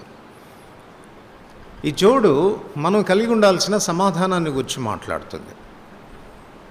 ఈ సమాధానం విషయానికి వస్తే 3 ప్రాముఖ్యమైన విషయాలు చెప్పుకోవాలి. ఒకటి, రోమా 5వ అధ్యాయం 1వ వచనం, కావున విశ్వాసము వలన మనం దేవునితో సమాధానము కలిగి ఉందాము. అంటే దేవునితో మనము సరిచేయబడే స్థితిని గురించి మాట్లాడుతుంది. దేవునితో మనం కలిగి ఉన్నటువంటి రైట్ రిలేషన్షిప్ని గురించి మాట్లాడుతుంది. రైట్ రిలేషన్షిప్ని గురించి మాట్లాడుతుంది. సో అది మొదటి విషయం. ఒకప్పుడు దేవునికి శత్రువులం. కొలసి 1:20 రాస్తాడు, మునుపు మీ దుష్క్రియల వలన మీ మనసులో విరోధభావం కలిగి ఉండినటువంటి మిమ్మును కూడా ఆయన తన మరణం ద్వారా మనల్ని తనతో సమాధానపరిచాడు. ఒకప్పుడు దేవుడు అంటే విరోధభావం కలిగిన వారు, శత్రుభావంతో చూసినటువంటి వారు. ప్రభు మనల్ని తన కుమారుని మీ మరణం ద్వారా మనతో సమాధానపరిచాడు. రెండవది ఫిలిప్పీలకు రాసిన పత్రిక 4వ అధ్యాయం. ఫిలిప్పీలకు రాసిన పత్రిక 4వ అధ్యాయం 6-7 వచనాలు. దేని గూర్చి చింతపడకూడి కానీ ప్రతి విషయమై కృతజ్ఞతాపూర్వకంగా మీ విన్నపములు దేవునికి తెలియజే. అప్పుడు సమస్త జ్ఞానమునకు మించిన దేవుని సమాధానము మీ హృదయములకు మీ తలంపులకు కావాలి. సో మొదటిగా దేవునితో సమాధానం, రెండవది దేవుని సమాధానం. దేవుని సమాధానం. సో నిజంగా మనం దేవునితో సమాధానం కలిగి ఉంటే దేవుని సమాధానం కూడా ఆటోమేటిక్గా వస్తుంది. ఏ పరిస్థితులు నిన్ను కలవరపరచవు. ఎటువంటి పరిస్థితులు నీ జీవితంలో ఉన్నా ప్రార్థించినప్పుడు, ఆయన మీద ఆధారపడినప్పుడు, ఎవని మనస్సు నీ మీద ఆనుకునునో నీ పూర్ణ శాంతి గలవానిగా కాపాడుతుంది. నన్ను ఇబ్బంది పెడతా ఉంది, కలవర పెడతా ఉంది, ఈ పరిస్థితుల్లో నెమ్మది నాకు ఉండడం లేదు అని అంటే అనుమానించాలి, ఆయన మీద ఆధారపడుతున్నావో లేదో అని, ఆశ్రయిస్తున్నావో లేదని. దేని విషయం చింతపడవద్దు. ప్రతి విషయం కృతజ్ఞతాపూర్వకంగా మీ విన్నపాలు దేవునికి తెలియచేయండి. అప్పుడు ఆ సమాధానం మీ హృదయాలకి మీ తలంపులకు కూడా కావాలంట. మూడవది 1 కొరింథీ 5వ అధ్యాయం 20వ వచనంలో చెప్తాడు, మేము క్రీస్తునకు రాయబారులం, దేవునితో సమాధానపడుడని మిమ్మల్ని బతిమాలుకుంటా ఉన్నాము. సమాధానపరచబడిన మనం, దేవుని సమాధానాన్ని అనుభవిస్తున్నటువంటి మనం ఇప్పుడు ఆ సమాధానానికి రాయబారులం అవుతాం. అప్పుడు లోకస్తుల దగ్గరికి వెళ్ళి, అరే మీకు నెమ్మది లేకపోవడానికి కారణం ఇదిరా, దుష్టులకు నెమ్మది ఉండదని దేవుడు చెప్తున్నాడు రా, రండిరా మీరు దేవునితో సమాధాన పడండి రా అని ఆ జోడు దుడుక్కొని సువార్త ప్రకటించే వారంగా ఉంటాం. ఎవరైతే సమాధాన సువార్త ప్రకటించేవారుగా ఉంటారో వాళ్ళంటే సాతానుకు చాలా భయం. సువార్తికులంటే వాడికి చాలా చాలా భయం, టెర్రర్ వాళ్ళు. సో సాతాను నీ ధరిని చేరకుండా ఉండాలంటే నువ్వు రాయబారిగా ఉండాలి. 16వ వచనంలో షీల్డ్ ఆఫ్ ఫెయిత్, విశ్వాసం అనే డాలు అని చెప్పబడింది. విశ్వాసం అనే డాల్ అని చెప్పబడింది. ఈ విశ్వాసం అనేది దేని మీద మనం ఉంచాలి అంటే దేవుని మీద మన విశ్వాసం, దేవుని మీద విశ్వాసం. రెండవది ఆయన వాక్యం మీద మనకు విశ్వాసం. ఆయన వాక్యం మీద, ఆయన వాక్యం అని చెప్తున్నప్పుడు ఆయన నిబంధన కావచ్చు, ఆయన వాగ్దానాలు కావచ్చు, ఆయన సెలవిచ్చే ఏ మాట అయినా కావచ్చు. ఆయన సెలవిచ్చే మాటలు, ఆయన వాగ్దానాల మీద మనకు భరోసా ఎప్పుడు వస్తుంది అంటే ఆయనను నువ్వు నమ్మితే, ఆయనను నువ్వు నమ్మితే. ఆయన నువ్వు ఎప్పుడు నమ్ముతావు అంటే ఆయనను ఎరిగితే. హౌ ఫెయిత్ఫుల్ హీ ఈస్, ఎంత నమ్మకమైన వాడు, వాగ్దానం చేసిన వాడు ఎంత నమ్మదగిన వాడు.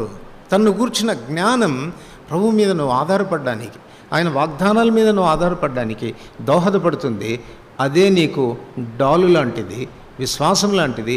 ఎటువంటి ఆన్స్లాట్స్ అయినా కూడా నువ్వు తట్టుకొని నిలబడడానికి, గాయపడకుండా ఉండడానికి దోహదపడుతుంది. It protects you. ఒక డాలులాగా నీ విశ్వాసం నిన్ను కాపాడుతుంది. రక్షణయను శిరస్త్రాలు, రక్షణయను శిరస్సు, ఇది శిరస్సును కాపాడేది కదా. 2 వీలర్స్కి చెప్తా ఉంటారు, బాబు హెల్మెట్ పెట్టుకొని పోరా నాయన, హెల్మెట్ పెట్టుకొని పో. చెయ్యి ఇరిగినా పర్వాలేదు, కాలు ఇరిగినా పర్వాలేదు, మళ్ళీ కాలు కట్టించుకుంటాం, చేయి కట్టించుకుంటాం. కానీ నీ తలకాయ కానీ పగిలిందంటే కొంచెం ప్రమాదమే, కాబట్టి హెల్మెట్ పెట్టుకోరా నాయన అంటారు. అట్లాగనే ఏది ఇరిగినా పర్వాలేదు, కానీ ఈ బుర్రగానే పాడైందంటే బాగు చేయడం కొంచెం కష్టం. కానీ వాని యొక్క దాడంతా ఎవరి మీద ఉంటుంది? నిబ్బరమైన బుద్ధి గలవారే మెలకువగా ఉండుడి, మీ విరోధైన అపవాది గర్జించు సింహం వలె ఎవరిని మృంగుదనాన్ని వెతుకుచూ తిరుగుతూ ఉన్నాడు. వాని దాడెంత ఇది, వాడి టార్గెట్ అంటే దేని మీద అంటే మన బుర్ర మీదే, మన ఆలోచనల మీదే, మన బుద్ధి మీదే. మన ఆలోచనలు చెడగొట్టడానికి, మన బుద్ధిని పాడు చేయడానికి వాడెప్పుడు నిరంతరము ప్రయాసపడుతుంటాడు.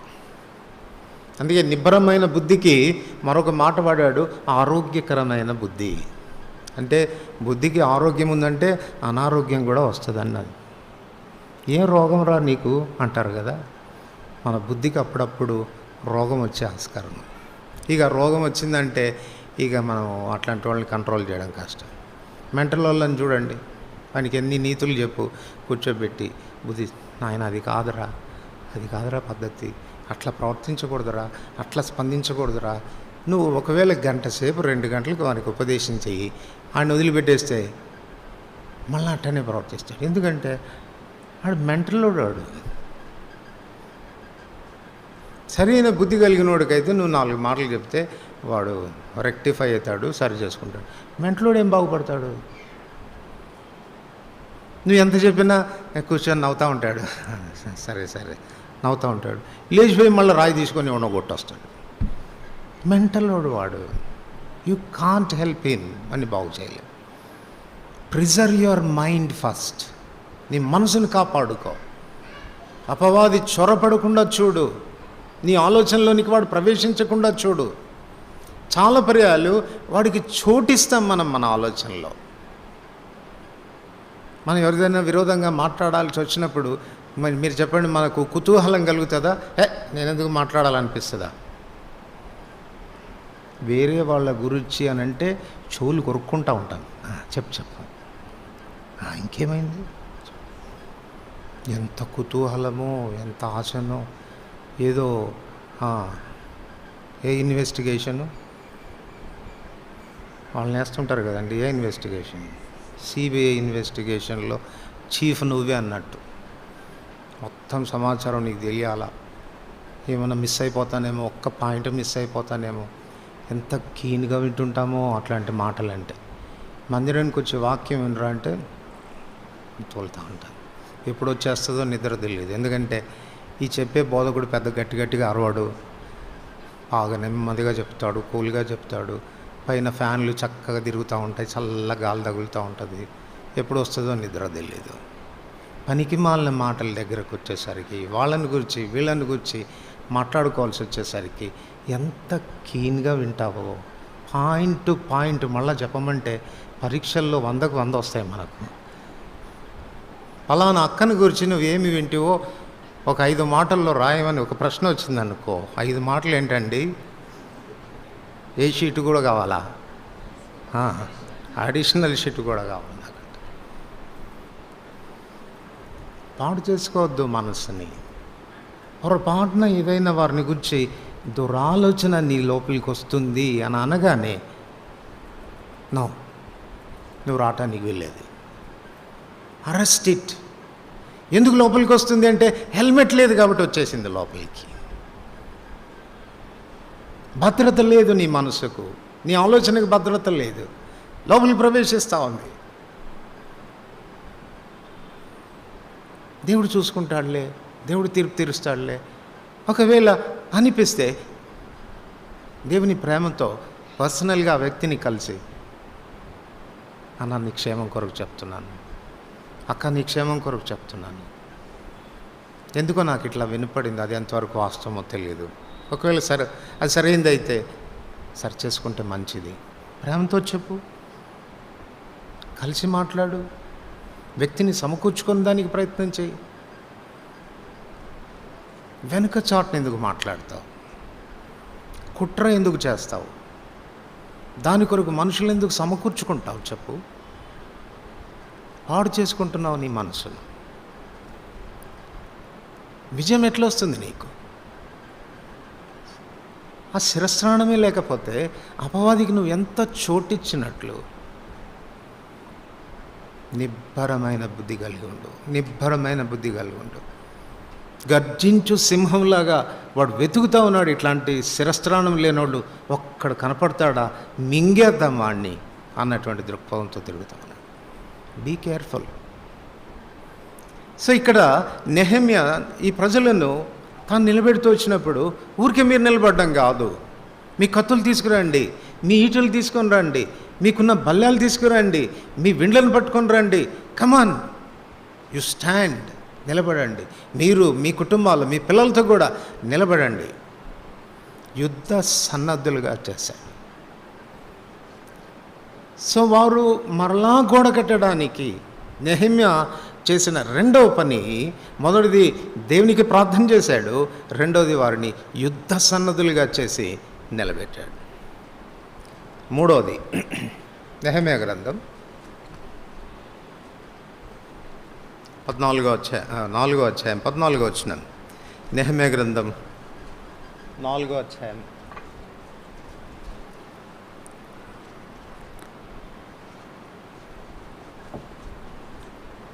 14వ వచనం. అందరికి కలిసి చదువుతాం.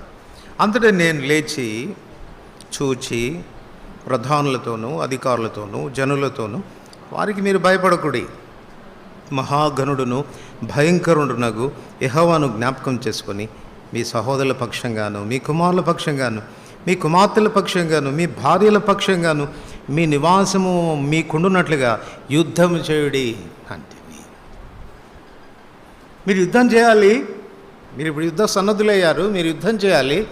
అయితే మనం యుద్ధం చేయడానికి మనకున్న ధైర్యం ఏంటి? వాట్ ఈజ్ అవర్ కాన్ఫిడెన్స్ అని అంటే ఇక్కడ అంటున్నాడు, మహాఘనుడును భయంకరుడునగు యెహోవాను జ్ఞాపకం చేసుకోండి. ఆయన ఉన్నాడు మన పక్షంగా. రోమా 8:32 చెప్తాడు కదా, దేవుడు మన పక్షంగా ఉండగా మనకి విరోధి ఎవడు?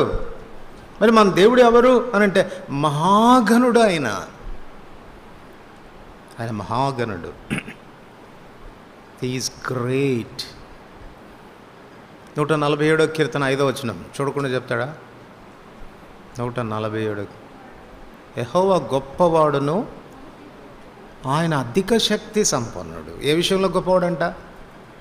అధిక శక్తి ఉంది ఆయనకి. Great God with great power. మన దేవుడు ఎవరో తెలుసా నీకు? శత్రువు ఎలాంటివాడు అయితేనే మనకేంటండి, మన దేవుడు గొప్పవాడు. అదే కదా యోహాన్ రాస్తుంటాడు, 1 యోహాన్ పత్రిక 4వ అధ్యాయం 4వ వచనంలో ఏమంటాడు? మీలో ఉన్నవాడు లోకంలో ఉన్న వానికంటే గొప్పవాడు గనక వాడిని జయించాలి మీరు. మన విజయం మన మీద ఆధారపడలేదు, మనలో వసిస్తున్నటువంటి గొప్ప దేవుడు, శక్తిమంతుడైనటువంటి దేవుడు, మహాశక్తి గలవాడు, అధిక శక్తి గలవాడైన దేవుని మీద ఆధారపడి ఆయన ఎదుట ఎవడు నిలబడలేడు. Nobody can stand. ఏ అపవాది నిలబడలేడు. అదే కదా యాకోబు పత్రిక 2వ అధ్యాయంలో రాస్తాడు, దేవుడు ఒక్కడే అని నువ్వు నమ్ముతున్నావు, మంచిదే, అలాగ నమ్ముటం మంచిదే, దయ్యాలు కూడా నమ్మి వణుకుచున్నవి. They tremble before him. ఆయన ఎదురుగా కనపడితే చాలంట వణుకు పుడుతుందంట వాటికి, దయ్యాలు. ఇంకేం యుద్ధం చేస్తాడు వాడు? చెప్పు, ఇంకేం యుద్ధం చేయగలడు? వణుకు పుడుతుంది.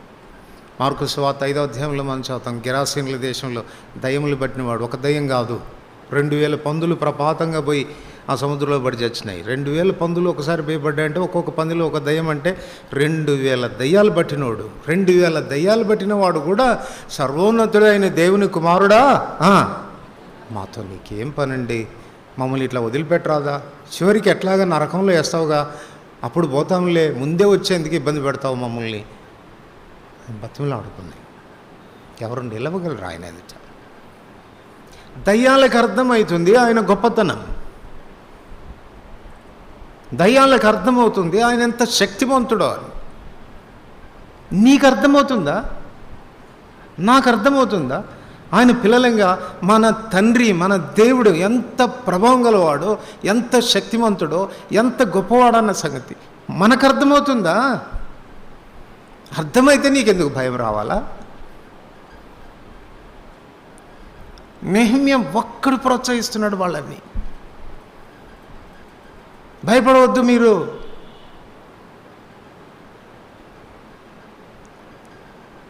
ఒక్కసారి జ్ఞాపకం చేసుకోండి మీ దేవుణ్ణి. ఆయన ఎంత గొప్పవాడో, ఆయన ఎంత భయంకరుడో అన్న విషయాన్ని జ్ఞాపకం చేసుకోండి. కీర్తనలు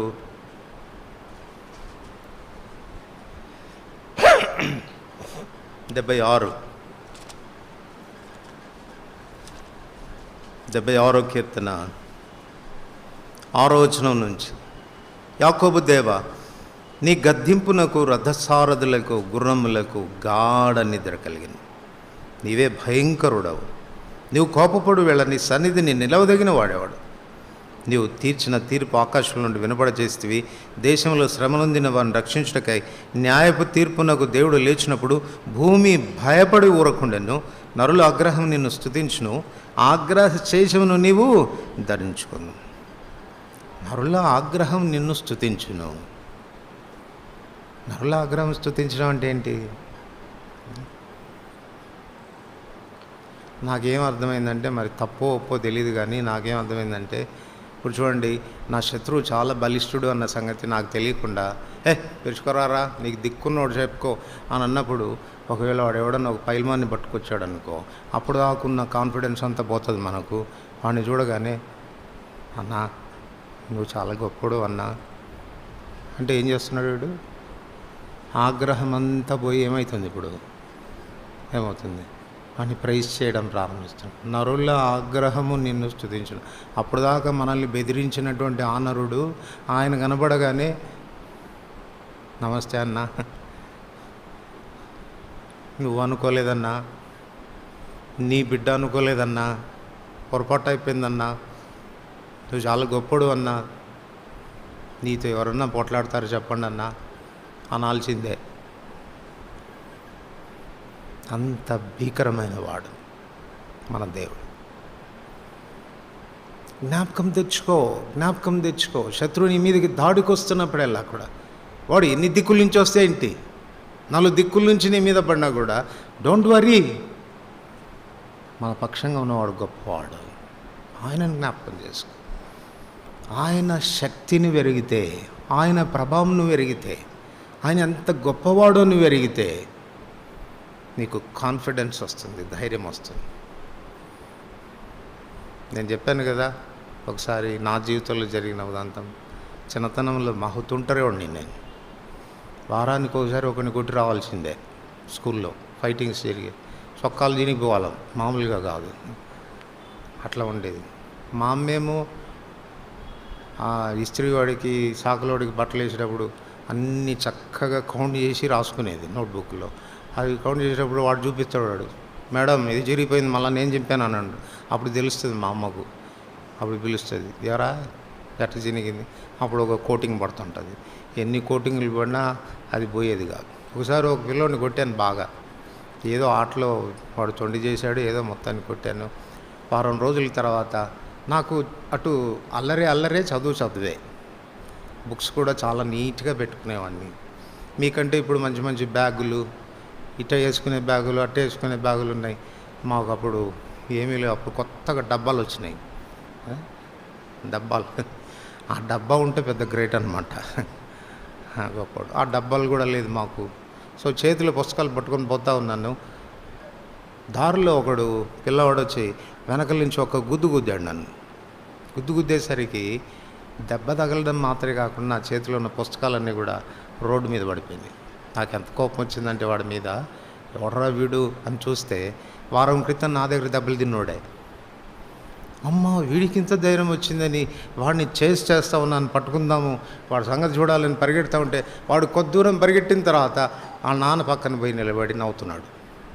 వాళ్ళ నాన్న ఉరిమి చూస్తున్నాడు నన్ను. నాకు బ్రేకులు పడ్డాయి. ఇప్పుడు చెప్పండి, ఎందుకు కొట్టలేకపోతున్నాను వాడిని? ఎందుకు కొట్టలేకపోతున్నాను? వాళ్ళ నాన్నని బట్టి. వాళ్ళ నానే గాన ఉండకపోతే వాడి పరిస్థితి ఎలా ఉండదు చెప్పండి. మనం బలవంతులం మన దేవుణ్ణి బట్టి. మనలో బలం ఉందని కాదు. మీలో ఉన్నవాడు లోకంలో ఉన్నవాని కంటే గొప్పవాడు, అందుచేత జయిస్తాం. రిమెంబర్ హిమ్, జ్ఞాపకం చేసుకో. మర్చిపోతున్నాం నీ దేవుణ్ణి. నీ దేవుడు ఎంత గొప్పవాడో మర్చిపోయావు. 70 సంవత్సరాలు చెరలో చిక్కుకున్నటువంటి నిన్ను విడిపించిన ఆ దేవుణ్ణి జ్ఞాపకం చేసుకో. కోరేషు మనసును మార్చి మన ఆస్తి పాస్తులన్నిటితో కూడా మనం తిరిగి వచ్చేటట్టుగా చేయగలిగిన ఆ దేవుణ్ణి జ్ఞాపకం చేసుకో. బీడైపోయి 70 సంవత్సరాలు ఏమాత్రం కూడా బాగుపడడానికి వీలేని పరిస్థితుల్లో చెడిపోయినటువంటి ప్రదేశాన్ని బాగు చేసేదానికి దోహదపడినటువంటి దేవుణ్ణి జ్ఞాపకం చేసుకో. Know him, remember him. మర్చిపోతావా అంత తొందరగా? ప్రోత్సహిస్తున్నాడు వాళ్ళని. వాళ్ళు నిలబడడానికి, యుద్ధ సన్నదులు కావడానికి, యుద్ధం చేయడానికి సిద్ధపడడానికి కారణం నెహెమ్యా యొక్క ప్రోత్సాహం. నెహెమ్యా గ్రంథం 4వ అధ్యాయం. నెహెమ్యా గ్రంథం 4వ అధ్యాయం.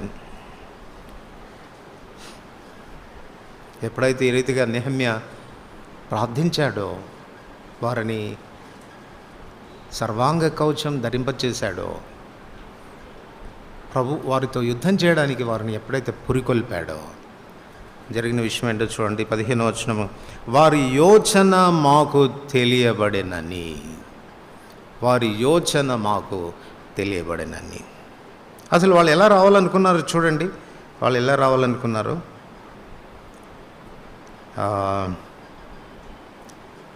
11వ వచనం. మా విరోధులు వారు తెలిసి కొనకుండాను చూడకుండాను మనము వారి మధ్యకు చొరబడి వారిని చంపి పని ఆటంకపరుచుదాం అనుకున్నారంట. అంటే దొంగ దెబ్బతీద్దాం అనుకున్నారంట వీళ్ళు. విచారకరమైన సంగతి ఏంటంటే ఇన్ని రకాల జనాంగాలు ఉండి ఇంతమంది అరబీలు, అమ్మోనీయులు, అష్టోదీయులు, యెరూషలేము ఫిలిస్తీయులు, అరబీలు, వీళ్ళందరూ ఇంతమంది ఉండి కూడా నేరుగా యుద్ధానికి రావడానికి ధైర్యం చాలట్లేదు వాళ్ళకి. ఎట్లా పోదాం అనుకున్నారు? వాళ్ళు బాగా నిద్రపోతున్నప్పుడు మెల్లగా జ్వరపడదాం, వెనకల నుంచి పోదాం, కత్తిపోటు పొడిచేద్దాం, ఏమేమో తీర్మానం చేసి అసలు మనం పోయే సంగతి ఎవరికి తెలియకూడదు, చాలా సీక్రెట్గా పోవాలి అని వాళ్ళు సీక్రెట్గా ప్లాన్ చేసుకున్నారు దొంగ దెబ్బతీయడానికి. జరిగిన విషయం ఏంటి? 15వ వచనం మొదటి భాగంలో వారి యోచన మాకు తెలియబడెను. అరే మనం చాలా సైలెంట్గా చేద్దాం అనుకున్నాం, సీక్రెట్గా చేద్దాం అనుకున్నాం యుద్ధము. కానీ ఎవడు చెప్పాడు రా వీళ్ళకి? ఎవరు చెప్తారండి?